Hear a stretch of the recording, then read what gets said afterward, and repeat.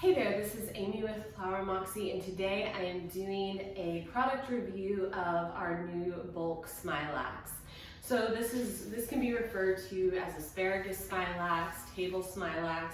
It's not like the southern that you would see in much larger pieces that the branches of the leaves are more spaced out and would look more similar to Italian ruscus.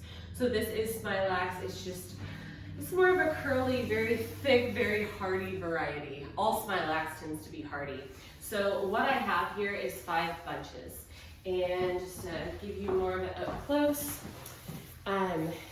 this Smilax comes with stems. And so when I received this, I gave it a fresh cut and I put this into a bucket so this could continue to hydrate. Honestly, a lot of people just throw Smilax in the cooler without any water and it holds up just fine. I find it's a little bit like a cockroach, like you can't really kill it, and that's true for table Smilax or southern Smilax. You will have shedding and you will have some fugly pieces. This type of Smilax is grown in nature in the wild, so it's not typically grown in a greenhouse. So when you get it, it's very wily. I've found snails, you'll have some chewy pieces, that's all very, very normal. Here's kind of an uglier piece where some of the greenery turned a little bit yellow, and this is to be expected. Overall though, it should be very lush and hardy, and you will have shedding. So how do I use this stuff? I mean, there's so many different ways that you can use it because it is so hardy and long lasting and it can totally handle being out of water. This would be a really nice go-to for any kind of installation, whether it be an arch, for, I would say, even like a wall. Sometimes you'll see, if you look on Pinterest for like greenery on a wall, they often use southern Smilax or this table Smilax, and because it's so lightweight, you could easily, create something on a window or on a wall just using command hooks and gaffer's tape. This is very lightweight and it's not very heavy. Another application of how I use this type of Smilax is if I needed to rope off pews for the family. One could use ribbon, but often if I was pulling this in anyways, I would save pieces and just kind of attach it between the chairs. I thought it looked really like soft and romantic. You can easily like tape pieces together to make the strands longer. So this is extremely flexible. Using it down the center of a table instead of traditional pre-made garland is a great option. Pre-made garland tends to be pretty spendy.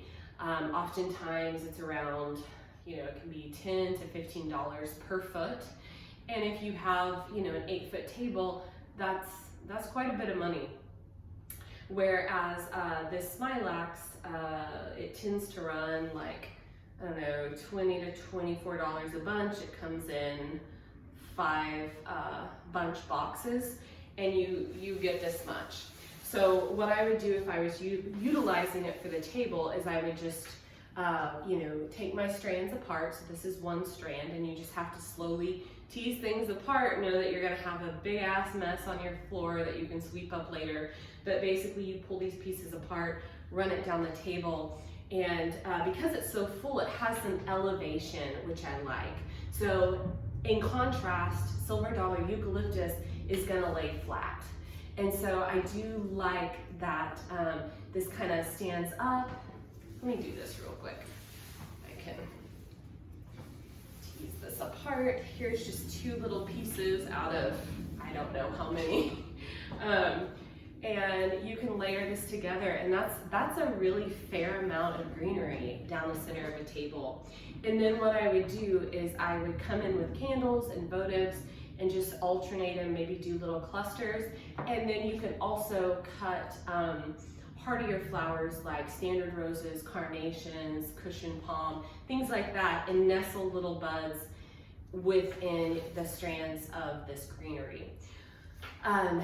For an arch, I think this would do really well on a heavy duty pergola and also a more minimalistic copper arch. When it comes to more minimalistic arches, I don't like to come in with big, thick pieces of garland because I feel like it distracts from the simplicity of that copper arch. I feel it just does, it looks disjointed, and what's the word I'm looking for? It's just not really size appropriate. So I always like to utilize product that's gonna complement what I have to work with. So if it's a copper arch, I do wanna come in with something a little bit more delicate, and this would be perfect to do that. So I could easily attach this to a copper arch using very little mechanics. I would probably just get a little bind wire or stem tape and wrap it around. And because this is so thick, I wouldn't even have to spend a lot of time covering my mechanics. We source this from Ecuador, and what they're telling me now is that this is year-round, that we can get this year-round. So I'm new to selling this, so that's not proven, but you know, the wholesalers that we work with are very firm, or they're very knowledgeable. So not saying it can't go off crop, but unlike Southern Smilax that's only available a little bit more than half the year, this is something that hopefully we can, you know, get at all times.